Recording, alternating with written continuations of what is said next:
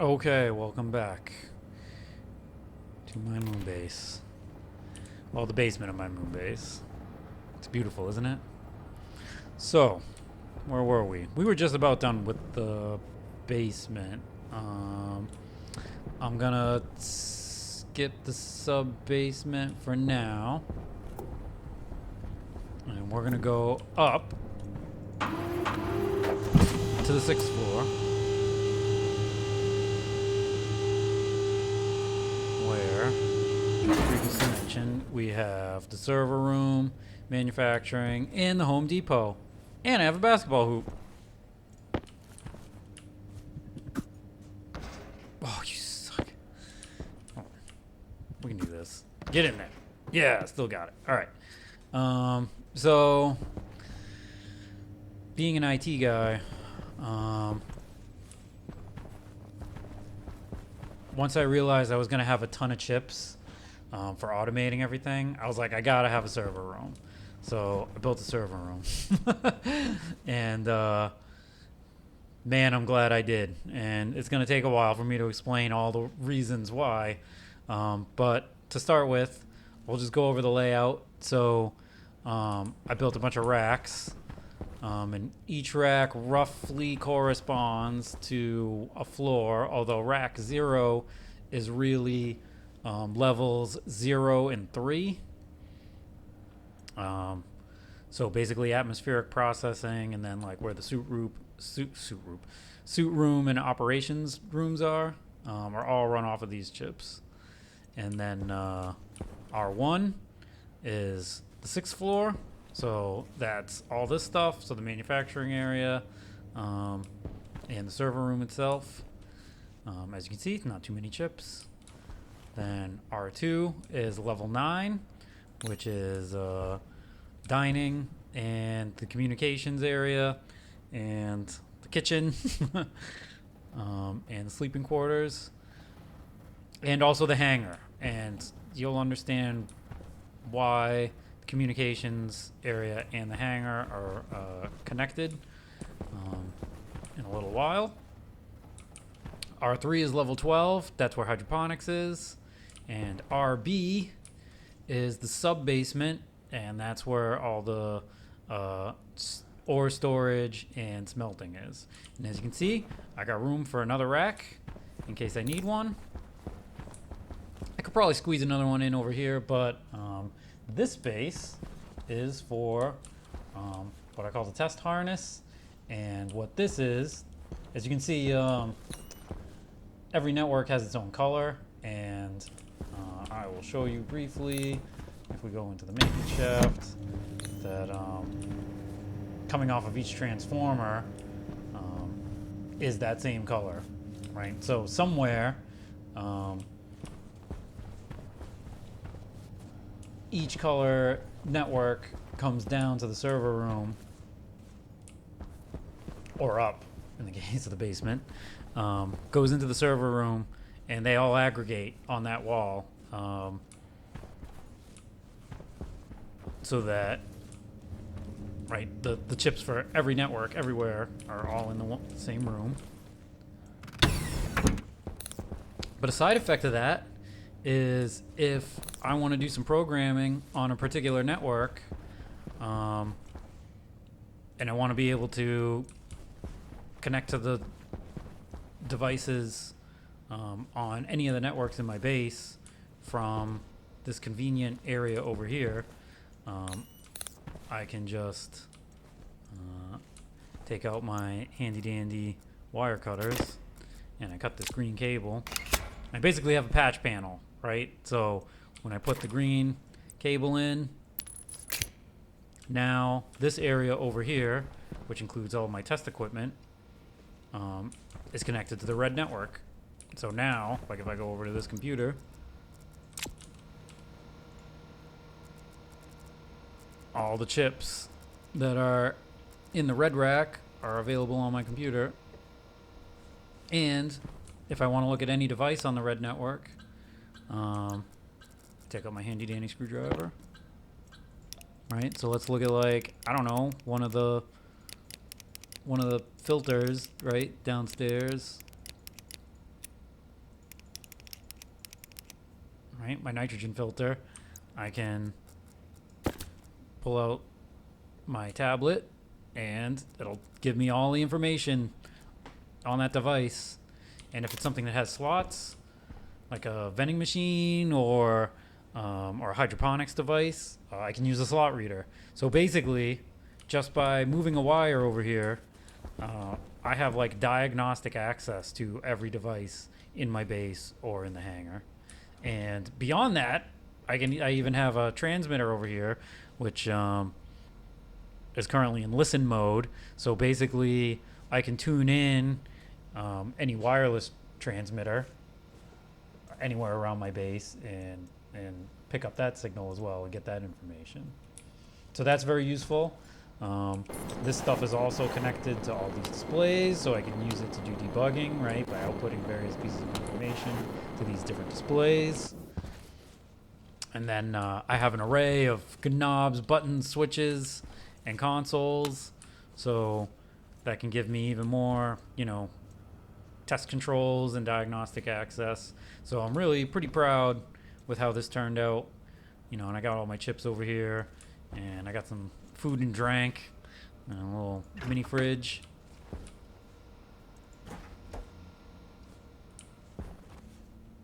This stuff up here, this is when I was troubleshooting a problem in the hangar with all those pumps. So that's all this stuff is for. But yeah, this stuff comes in very handy, and I'm pretty proud of it. The other reason it is extremely useful to have all your chips in a room like this is because what a lot of people do is they just have the chips like near whatever device they're controlling. And they're like, people will hide stuff in the walls or whatever, and that's all well and good. It looks good, right? It keeps things neat and tidy. But one thing I notice is when I go around and I, go in between levels and I got my wire cutter out and I'm like making wholesale changes to wires and pipes and things like that can knock stuff offline. Once I've done that, I can just, no matter where I make that change, I can come into this room, and if I've screwed something up, one of these chips is going to be blinking, right? And I can just go right to it and quickly find out what it is, what it does, and, if there's a problem, I can diagnose it and get it fixed. So if I didn't do that, then I'd be wandering around listening for a ticking chip that's buried in a wall somewhere, just like prying panels off the walls. So that was I didn't even think of that. All when I built this stuff, I just was like, yeah, of course I'm gonna have a server room because I got all these chips that are doing stuff. So that was sort of an unintended benefit of aggregating all this stuff into one area. So that's the server room. Then over here we have manufacturing, and what's going on over here is anybody who's played the game knows that one of the worst things, I'm not going to call it the worst thing, but one thing that's like kind of annoying is when you're like, oh yeah, I need some pipes, so I'm just going to come over here to pipe bender of pipes, right? And let's make some pipes. Let's search for it. Pipe kit, and then you would hit this button and you're like, yeah, I want like 20 of them, but I don't want to sit here and wait for 20 to pop out, so I'm going to hit the button and then I'm going to run off and do something else, right? And then you come back and there's a stack of like 1,000 pipes. Either your printer has run out of ore or ingots, right? There's like no iron left in your pipe bender, or there's like this enormous pile of pipes, and the thing's like they're coming out of this thing and just firing into the air or the vacuum, depending on whether it's inside or outside. And it's a mess. So what I decided I wanted is I wanted to automate these things so that, let's say I want a couple stacks of pipes. I take out my handy dandy screwdriver and I just say, hey, give me I don't know, what do we want? 2 stacks, so give me like 40 pipes. So let's go ding ding ding ding ding. And then oops. Ding ding ding. Right? 40 pipes. Or I could have set this thing to 1, and then that goes from items to stacks. So I could have had this down and then make this 2. I've had a couple of minor bugs with that where the thing will like turn off all right away, and then I got to turn it on and just have it print again. It's a minor bug. It's something I got to fix, but let's do it this way. This tends to work better. So set this thing in motion. So basically what this thing is going to do is it's tracking the output state, or the output count, or export count, right? And when that gets to 40, it's automatically going to shut this thing off. And then just so that I don't have piles of stuff lying around, it's going to a stacker, right? And then the stacker goes into this vending machine. And then the other thing the stacker does is when you have this set to a 1, instead of the chip checking the export count of the see how that's already a 1? Yeah, that's the thing I gotta fix. Anyway, instead of checking the export count of the printer, it's checking the stacker. So yeah, once this thing is printed 40 pipes, this thing will turn off and life is good. And then we got the Home Depot over here. Like I said, it used to be downstairs, and I was like, man, I just need a place where I can store stuff. So I just built just 2 levels worth of shelves where I just got everything. I got furniture over here. I got wall-mounted doodads over here. I got paint. I got, chutes, pipes, chutes and ladders. I should put the ladders with the chutes. That's a good idea. Do I have any ladders over here? No. Well, when I print out some ladders, I'm gonna put them with the chutes. And then like all kinds of valves and stuff. Random bag of soybeans. Screw that.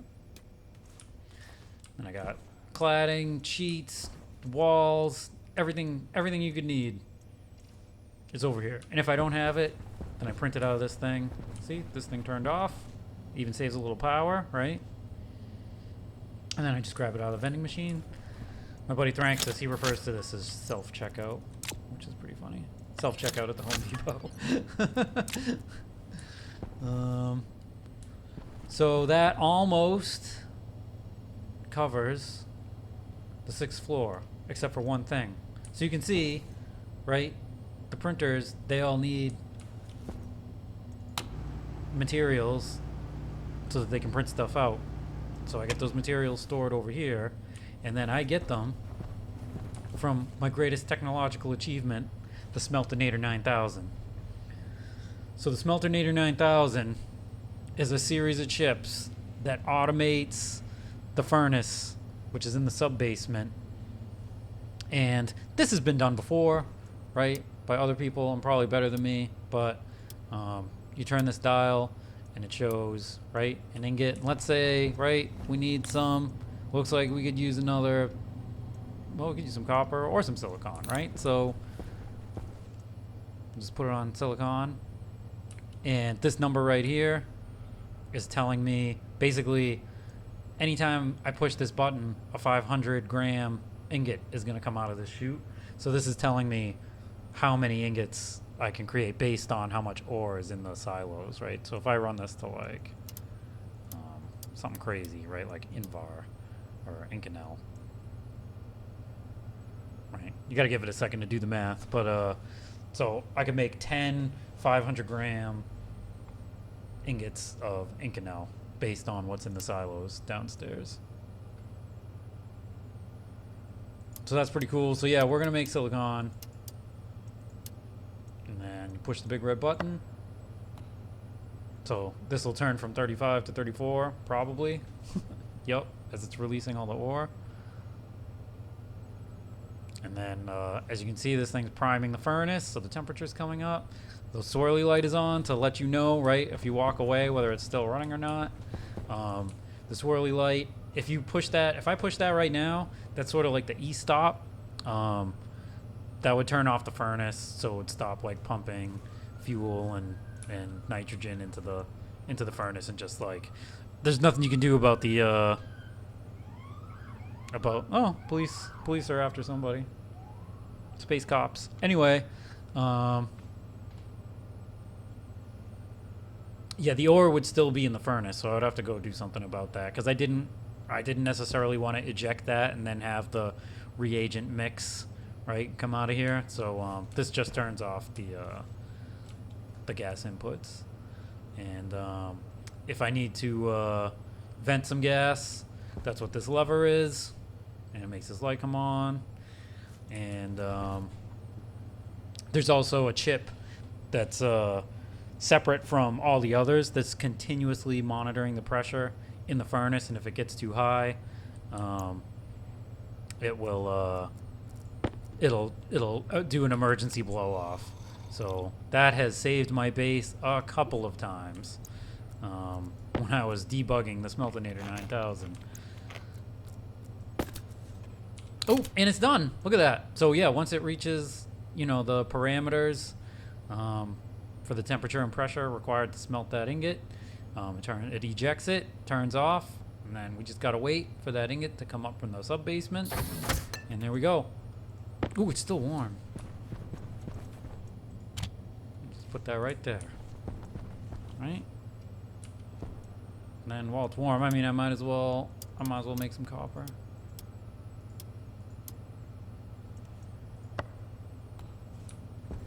So yeah, I'm really proud of this thing. While that thing's running, let me show you a little bit about how it works. So I guess if we're going to do that, well, it's all coming off of chips up here. Just bear that in mind.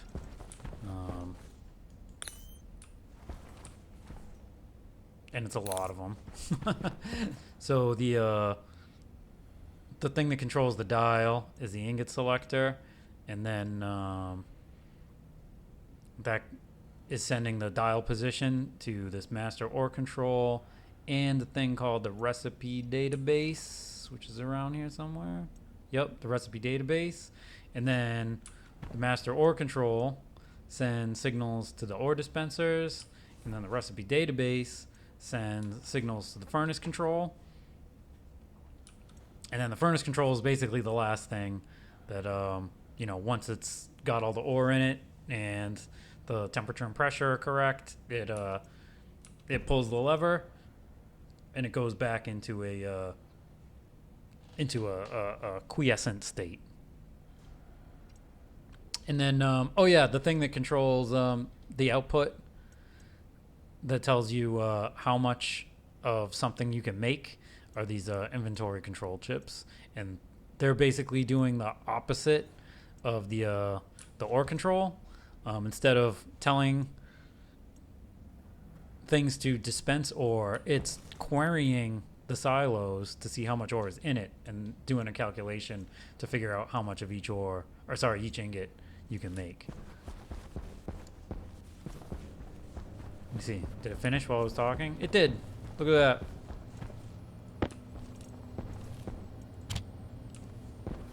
And then it's awesome. Then you just grab this and throw this right in the printer, and life is good. So let's take a look at how that works. One thing I like about the elevator is you get the Doppler effect. Jump in it.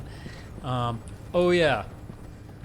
So now I need to go to the sub-basement, which is a different elevator. And the reason it's a different elevator is because before I realized I needed a basement below my basement, I had already made this elevator shaft. And once you make the bottom of the elevator shaft, it numbers everything above it based on the bottom being 0.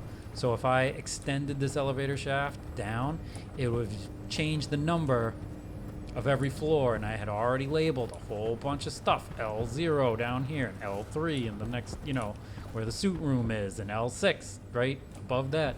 So I was like, there's just no way we're doing that. So I go to the second elevator. But it's still connected. The maintenance shaft still comes all the way down here. welcome to the sub-basement. I'll just show you, right? LB0 instead of 0. If you look up, it goes all the way up. Incidentally, if you're way up there and you fall off the elevator and you're falling down this shaft, you need to be quick with the jetpack button, or you'll leave a pizza splat at the bottom of this shaft. So, welcome to the sub-basement.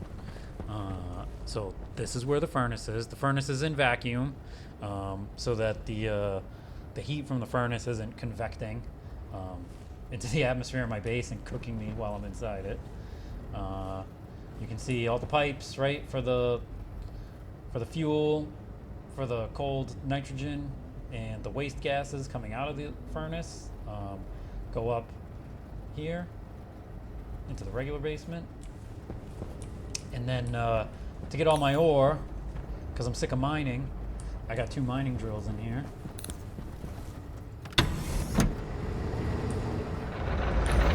They're pulling up ore from the depths of the moon, and it goes into these centrifuges, which process the dirty ore into the ore that you can actually use to smelt things with. And it takes 3 centrifuges to keep up with 1 drill. So originally I had 1, and then I was like, you know what, I could use 2. So I just kind of modularized it, right? I just repeated it. And then this is basically my recycler. So if there's something I don't want, you just throw it in here, and whatever constituent elements come out of that thing just go straight into the recycler. So and once you put it in there, it's gone. So I have a little reminder just to make sure, you know, I'm gonna put something in there, I really want it to be done. And there is a better centrifuge that's like powered by fuel, but then you gotta have another whole like control circuit to feed fuel to the thing, so it's at the optimum speed or whatever, and I'm too lazy to do that, so I just use 3 of the regular centrifuges. But as stuff comes out of the centrifuges, they go up into these shafts or chutes, and then the chutes come out of the side.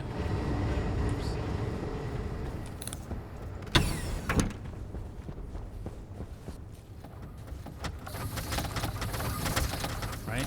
So this is where the drills are, so it comes out of there and then goes into this crazy array of sorters, and there's a sorter for each type of ore, right? And so once it comes out of the sorter, or once it's, you know, like, what was that iron? That must have been iron. So the iron is coming out of the iron sorter, and it's going into the stacker, and then stackers go into these silos. And as you can see, right, I got 2 rows of silos, so every other sorter, right, the chute goes up and it goes over, and then it goes into a stacker over here. And then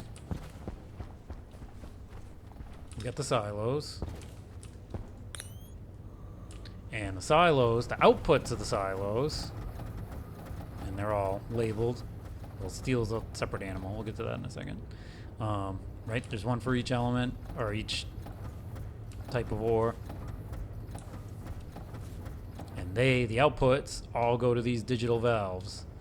And Smeltinator 9000 is basically every time I push a button based on the dial position, it's setting a quantity value for these valves and then opening them.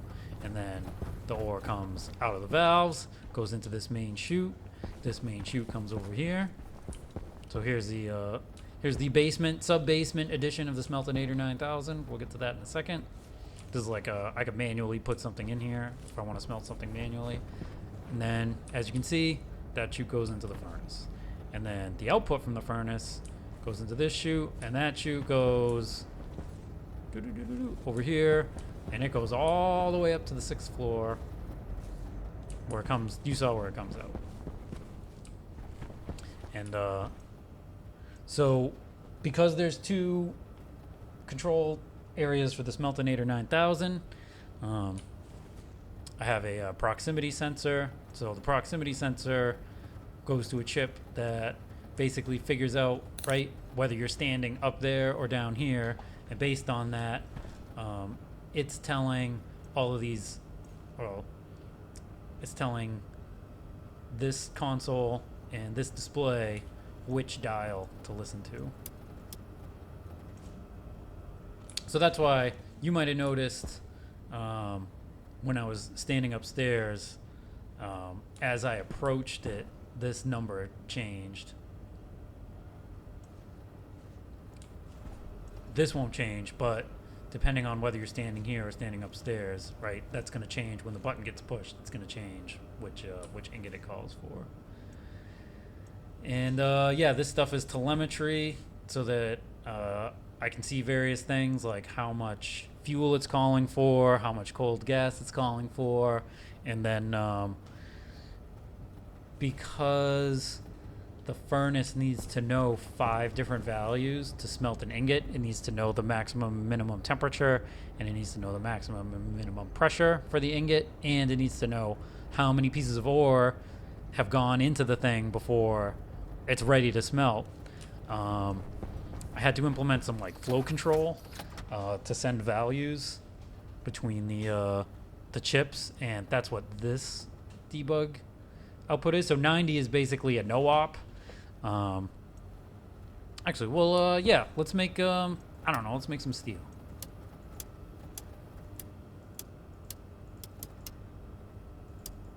Whoops, I'm going the wrong way. It's in alphabetical order. Yep. Yeah, before I hit that, let me show you what the heck it's doing.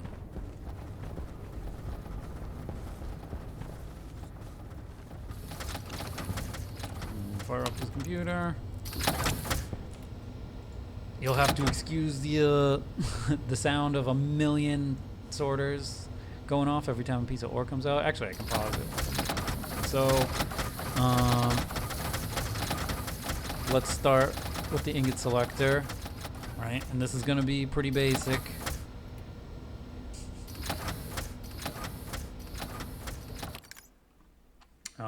So this thing, I just have the hashes for, right, all the icons for the different ores. So it's just grabbing the setting on the dial, and then based on the setting on the dial, it's going to one of these like case statements, right? And so that's controlling the icon. But very importantly, once you push the button, it goes to the smelt ore loop, and it's reading, right, the setting on the dial,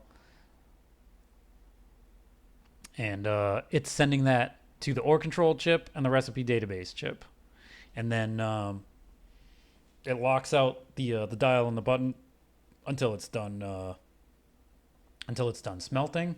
So basically, it's reading a value from the furnace control chip, and when the furnace is done and it's ejected the ore, it's got a certain value. It writes a certain value to itself. So this thing's reading that value.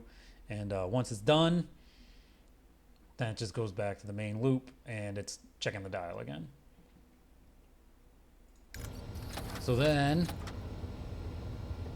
meanwhile, on the ore control, right, position, and it's kind of doing the same thing, right? So based on the dial setting, it's going to figure out which ingot I'm trying to make, and based on the ingot it's trying to make, it's sending a 4-digit number. Well, I guess that's technically a 3-digit number, but just imagine there's a 0 there to make it a 4-digit number. And so the first 2 digits are how much of that ore, particular type of ore you need, and the second 2 digits are what kind of ore you need. And you'll see that's based on, right, what's pinned to what in the dispensers. Since there's more than 6 types of ore, you need 2 dispensers because you can only have 6 devices pinned to a chip. I know you can do the write batch by name, but I don't like doing that because that's sort of, I feel like, I'm not gonna say cheating is a strong word, but like, what's the point of having a limit to pinning devices if you can completely bypass it just by using the name of a device? So I don't do that. Um, so yes, given that information, and as you can see, for some of the more complicated alloys, it actually has to send a couple of them and then wait and then send again for the next batch. And in fact, for Astroloy, since the three different types of ore it needs are all on the same dispenser, it actually has to do that. It has to wait twice. So let's pull up one of the dispensers.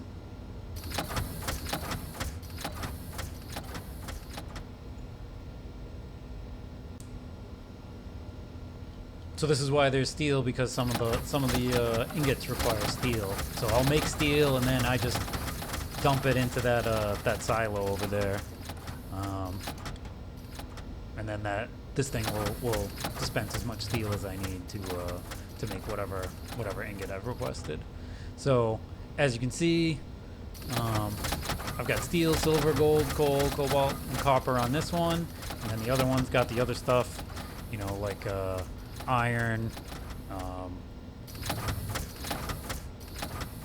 What else? Like uranium. Not that you use uranium for anything yet, but yeah, all the other ores are on the dispenser. And so it's getting, like I said, it's getting a quantity, and it's getting a type. And so it goes into this loop where it's just waiting for something. And once it starts to get something, it says, okay. Basically, that signal is what's coming into this dB setting. So that's the setting on the chip. And then that comes down here, and it's doing a div and a trunk, right, to get the quantity, and it's doing a mod, right, to chop off the first two digits and give you the second two digits. So that's how I take that 4-digit number and I get the quantity and the type, right? So now, depending on what type I need, it'll dispense however many of the ore that I need from that valve.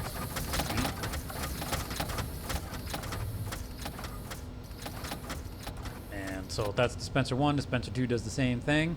So meanwhile, that takes care of the ore. Now the furnace needs to know what it's doing. So like I said, the dial collector sends its position to both the master ore control and the recipe database. So as that gets written here, it says, okay, I need to send 5 values. So I put some default values in that are representative of a bunch of the ores. So things like, iron, copper, silicon, stuff like that. Those are what I call the easy ingots. I just have some default values that work for that. And then for all the other ones, it makes modifications to those. So for like, solder, it says, hey, I need the pressure to be at least 1100 kilopascals. I need the minimum temperature will be 400 Kelvin. The maximum temperature will be 500 Kelvin. And I put in, these aren't the actual values for those. Okay, that's annoying. For those ingots, I gave myself a little headroom so that the thing doesn't actually pull the lever when it's out of spec, because it's only checking that, right, like every half second or so. So if it's outside of the parameters, I want to give myself a little margin for error. And so it's just sending all that stuff, and you'll see once I've modified those values, it goes to this CTS wait, so clear to send wait. So this is where the flow control comes in. So basically it's checking that number on the chip for the furnace, and that's why I'm outputting it right to that thing. That's why you saw 90, and it says RA.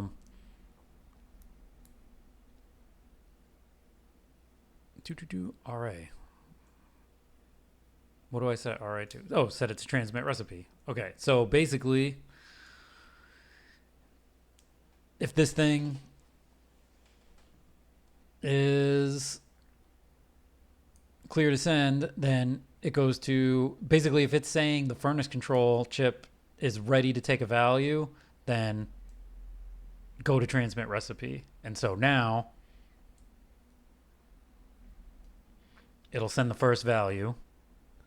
Then this JAL says, right, jump and remember where you jumped from. Go back to CTS wait. So it sent a value. It waits for the furnace chip to write that value to itself or to its to the correct register, and then it'll set itself to clear to send again. So now it's like, okay, I got the first value, come through, go back to where you were. Where you were was here. So now send the second value, do the same thing. Send the third value, do the same thing, right? And once it's done doing that, then it moves that RA value, which is where I need to jump back to the top. So the next time it's time to make an ingot, when it hits this RA thing, it goes to the top of this cycle. So that's all that does. That's all this thing does. But because it needs to hold all of these recipes, that actually uses most of the lines in the chip. So then, kind of our last stop on the code patrol here is the furnace. And the furnace is, but this thing, I'm using every last line available in this chip, and I like took out like almost every comment, and yeah, I feel like I've made some compromises here, but this thing still works. So what this thing does is it just sits here waiting for the recipe database to talk to it, right? And once it has a value written to it that's not the no-op, which is that 90, right? It's like, okay, well, I got to prime up the furnace. So it's basically getting the temperature up so that it can take ore in. And if for whatever reason, because of like past smelting, if the pressure is just some crazy high number, it'll automatically vent to get it down to 20 megapascals. And that's so that it's, it's not emptying I don't want to empty the furnace every time, because, if I have hot gas in there and I want to, like you saw, I made silicon and then I made copper. I was able to take advantage of the fact that the furnace was already hot. But I don't want just a ton of gas sitting around in the furnace. So if it's a lot, then it'll vent it.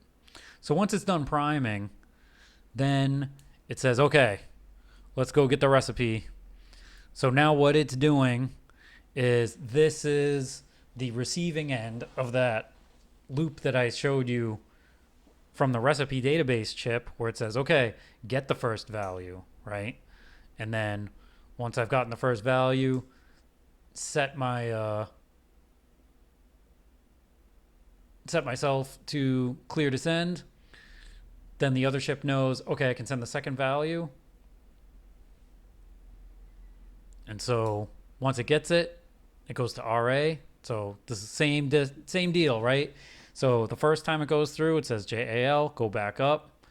When it gets the second value, RA goes to JAL. Then it gets the second value. Then it jumps from here, comes down, go back to where I was, which is here. Get the third value, go up, go back to where I was, which is here.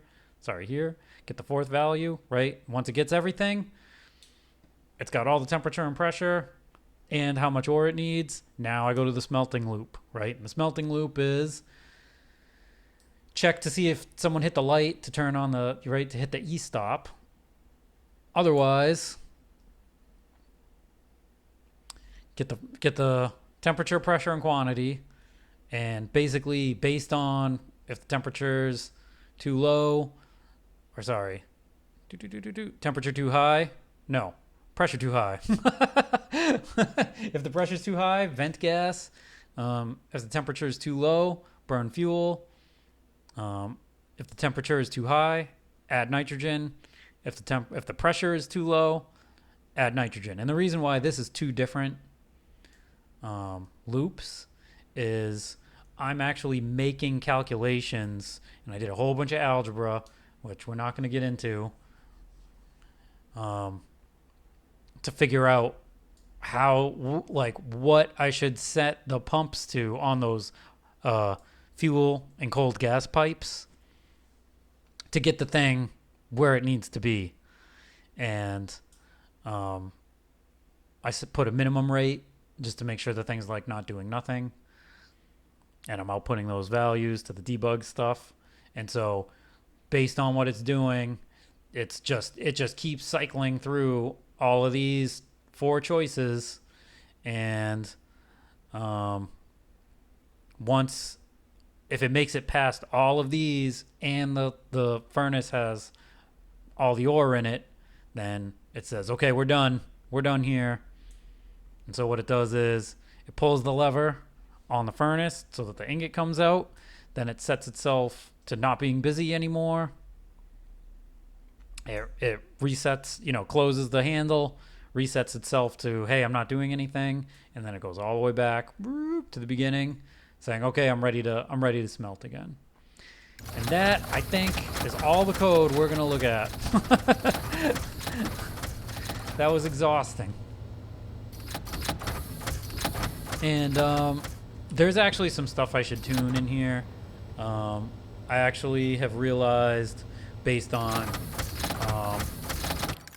smelting some of the more complicated ingots, that I don't really want to, even though it seems safer to vent the gas before you burn the fuel, I really want to burn the fuel before I vent the gas.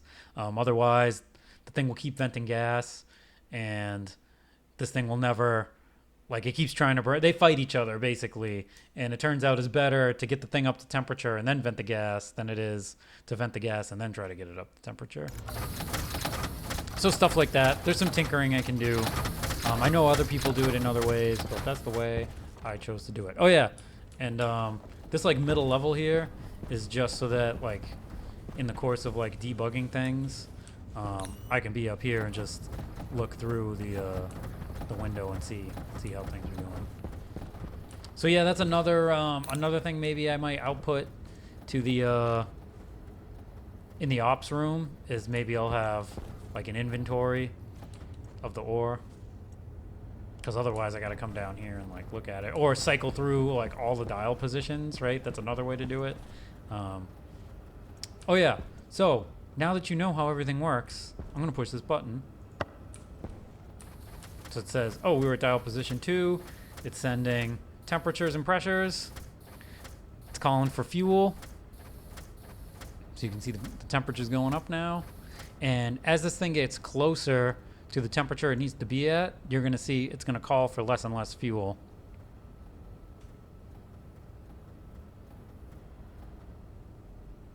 And this would be, if it was like adding cold gas or venting gas, it would be the other pumps would be that, but I don't, it's never going to have to do that, because the maximum pressure is like, 30 megapascals or whatever.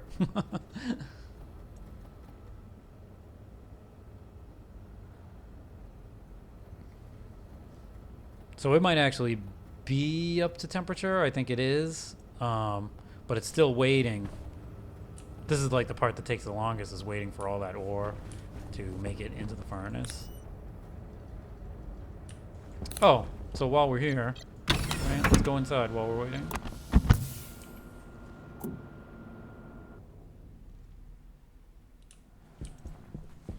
So those red and green pipes come down here and go to the red and green pumps, and you'll see whenever the thing's like, oh, I need more gas, this pump turns on temporarily, and the volume is controlled by the chips.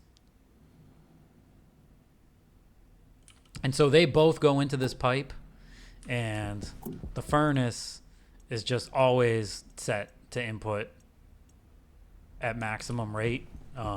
So really, anytime one of these turns on, it's just automatically getting sucked into the furnace right away. So as you can see, this thing is still pulling in ore. So this is how it knows, hey, even though I'm at the right temperature and pressure, right, it knows I can't pull the lever yet because I don't have all the stuff in there. So now when this thing gets up, boom, it's like, hey, I'm full, I'm at the right temperature, I'm at the right pressure, pulled the lever. When we go upstairs, there's going to be steel up there. So for steel, I actually do 2 ingots. I make a full kilogram. It's just the math comes out correctly. Also, you need a lot of steel.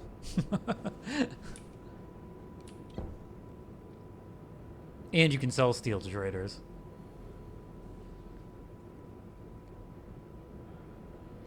Yeah, I could probably put another vent on this airlock. That's like another thing I can do later. All right. So that's the Smeltinator 9000, kids. Like I said, it could still use a little bit of tuning, but I'm pretty happy with it. It works pretty well. Like I said, it struggles with a couple of the ingots, but I'll get that dialed in. Look at that. There's my steel. We'll just, I already have a lot of steel. We'll just stick that over here.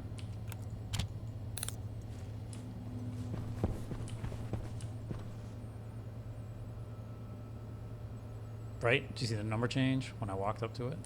And if I step away from it, it'll go back to whatever the dial set do downstairs. Yeah. So that's how much, steel I can make? Yeah.